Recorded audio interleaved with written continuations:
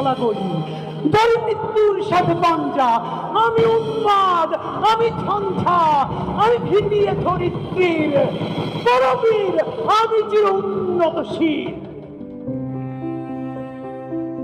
নিঃশেষে প্রাণ যে করিবে দান, ক্ষয় নাই তার ক্ষয় নাই।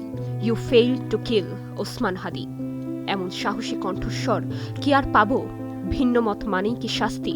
প্রশ্ন করাই কি অপরাধ? এই আক্ষেপ, হতাশা, ব্যর্থতা, কান্না কিংবা প্রশ্ন সবই হাদির জন্য। শরীফ ওসমান হাদি, ইনকিলাব মঞ্চের মুখপাত্র। সবাইকে কাঁদিয়ে হাস্যোজ্জ্বল সেই জ্বালাময়ী মুখ এখন না ফেরার দেশে। শোকের ছায়ায় গোটা দেশ। সামাজিক যোগাযোগ মাধ্যমেও পড়েছে ছাপচিত্র। সংস্কৃতি উপদেষ্টা মোস্তফা সরওয়ার ফারুকী লিখেছেন, আবরার আবু সাইদদের মতো হাদি না থেকেও আরও বেশি করে থাকবেন বাংলাদেশের বুকে। বলেছেন, you fail to kill Osman Hadi. অভিনেতা সিয়াম, নিঃশেষে প্রাণ যে করিবে দান, ক্ষয় নাই তার ক্ষয় নাই। এমন সাহসী কণ্ঠস্বর কি আর পাবো? এমন দোলাচলে নিলয় আলমগীরের ফেসবুক পোস্ট বলছে, হাদি হয়তো এমন বিদায় চেয়েছিল। নিজেদের উদ্দেশ্য করেই অভিনেত্রী রুকায়া জাহান চমক লিখেছেন, যে বাক স্বাধীনতার জন্য এত আন্দোলন, এত স্লোগান, আজ সেই স্বাধীনতা কোথায় দাঁড়িয়ে?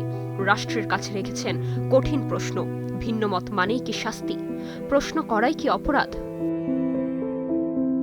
এছাড়াও হাদির জন্য শোক প্রকাশ করেছেন অভিনেতা নাসির উদ্দিন খান, সঙ্গীত শিল্পী লুৎফর হাসান, তাশরিফ খান, অভিনেতা তৌসিফ মাহবুব, ইমতিয়াজ বর্ষণ, তমা মির্জা সহ শোবিজ অঙ্গনের অনেকে। হাদি নেই, কিন্তু তার কণ্ঠ থামেনি। একজন মানুষ চলে গেলেও থেকে যায় তার প্রশ্ন, তার সাহস, তার প্রতিবাদ।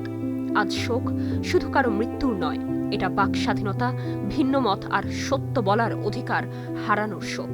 হাদি ইতিহাসে নাম হবেন, আর আমাদের বিবেকে থেকে যাবেন এক অনন্ত প্রশ্ন হয়ে। আজ হাদি, কালকে? Nirjona Nusrat, star news.